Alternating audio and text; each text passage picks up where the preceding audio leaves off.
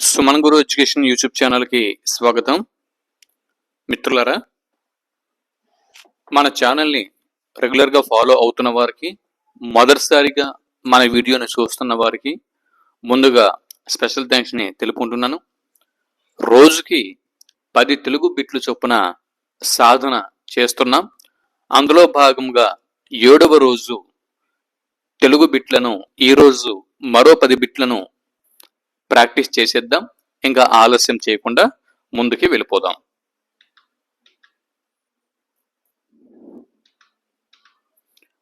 అరవై 68వ బిట్టు.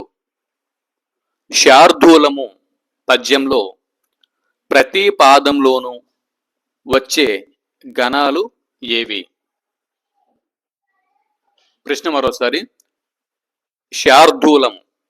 శార్దూలం పద్యంలో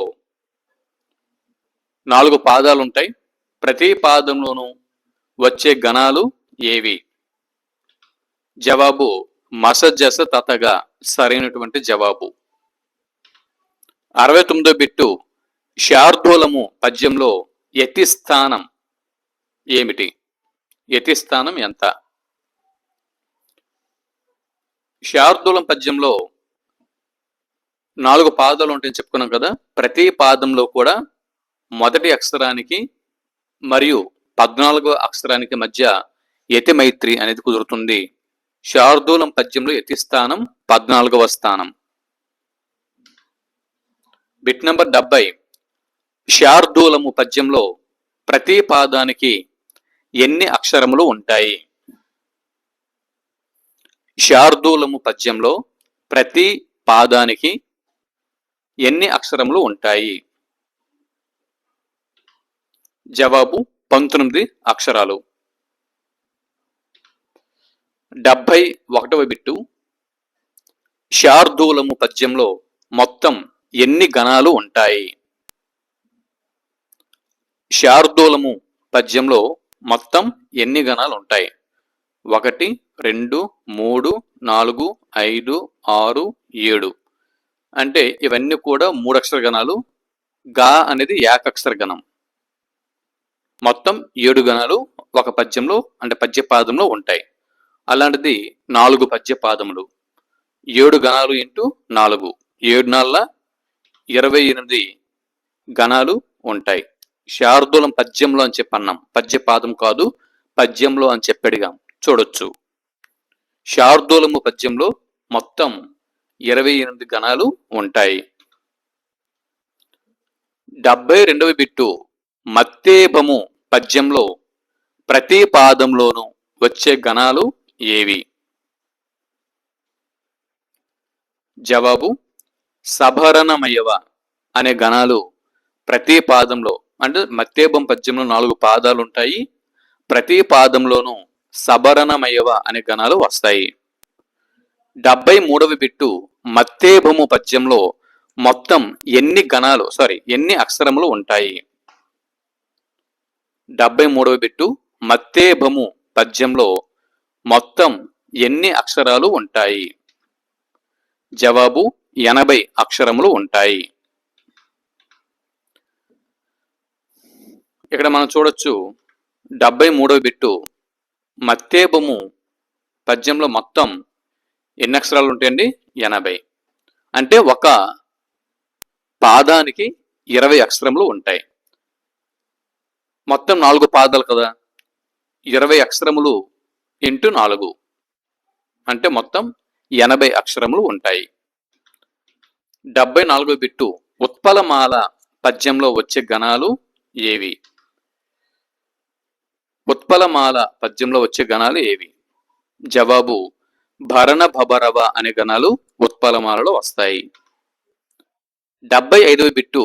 ఉత్పలమాల పద్యంలో మొత్తం అక్షరాల సంఖ్య. ఉత్పలమాల పద్యంలో మొత్తం అక్షరాల సంఖ్య. జవాబు 80. ఉత్పలమాలలో కూడా ఒక పాదానికి 20 అక్షరములు ఉంటాయి. 4 పాదాలలో 20 అక్షరములు చొప్పున మొత్తం 80 అక్షరములు మొత్తం ఉంటాయి.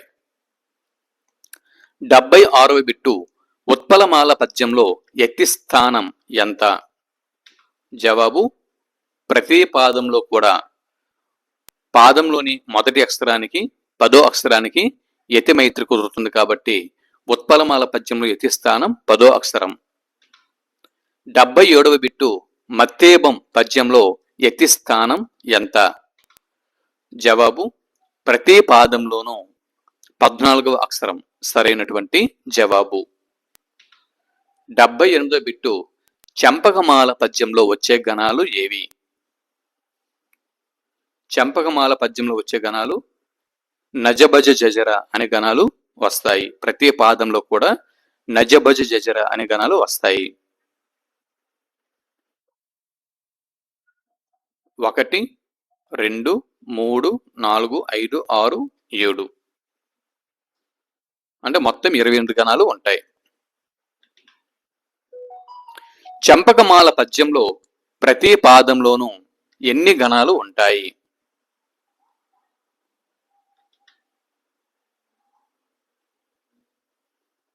ఎన్ని అక్షరములండి, గణాలు కాదు. ఇక్కడ కరెక్షన్ చేసుకోండి. 79వ బిట్టు చంపకమాల పద్యంలో ప్రతి పాదంలోనూ ఎన్ని అక్షరములు ఉంటాయి, గణాలు కాదు. 79వ బిట్టు కరెక్షన్ చేసిన చూడండి. చంపకమాల పద్యంలో ప్రతి పాదంలోనూ ఎన్ని అక్షరములు ఉంటాయి?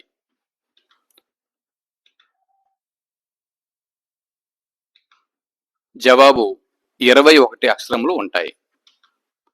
80వ బిట్టు చంపకమాల పద్యంలో యతి స్థానం ఎంత? చంపకమాల పద్యంలో యతి స్థానం ఎంత? జవాబు ప్రతి పాదంలోనూ 11వ అక్షరం యతి స్థానం. అంటే ప్రతి పాదంలో కూడా మొదటి అక్షరానికి 11వ అక్షరానికి యతి మైత్రి అనేది కుదురుతుంది. ఇవండి ఈనాటి వీడియోలో మరికొన్ని బిట్స్ మనం కవర్ చేసాం కదా. ఇక్కడతో 7వ రోజు తెలుగు బిట్లు రోజుకి 10 బిట్లు సాధన పూర్తయ్యాయి.